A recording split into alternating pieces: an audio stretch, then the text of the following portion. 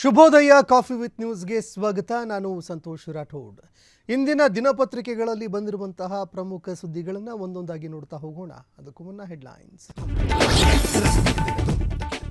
ಬದ್ಧ ವೈರಿಗಳಿಗೆ ಮಣ್ಣು ಮುಕ್ಕಿಸಿದ blue boys. ಪಾಕಿಸ್ತಾನದ ವಿರುದ್ಧ ಭಾರತಕ್ಕೆ ಭರ್ಜರಿ ಜಯ. ಸೂಪರ್ 8ಗೆ ಪ್ರವೇಶ ಮಾಡಿದ ಟೀಮ್ ಇಂಡಿಯಾ.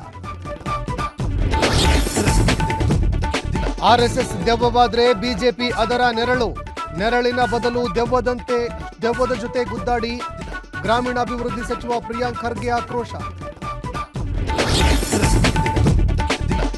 ಶಾಸಕರು ವಿದೇಶಕ್ಕೆ ಹೋದ್ರೆ ತಪ್ಪ, ನಾನು ಹೋಗ್ತೀನಿ ಎಂದ ಸಚಿವ ಎಂಬಿ ಪಾಟೀಲ್. ಸರ್ಕಾರ ಸಿಎಂ ಸುಭದ್ರಾ, ಅನುಮಾನ ಬೇಡ ಅಂದ್ರು Parameshwar. Byrathi Basavaraj health report normal. 7 ದಿನ ಸಿಐಡಿ ಕಸ್ಟಡಿಗೆ ಬಿಜೆಪಿ ಎಂಎಲ್ಎ. ಇಂದಿನಿಂದ ಭೈರತಿಗೆ ಅಸಲಿ ವಿಚಾರಣೆ ಬಿಸಿ.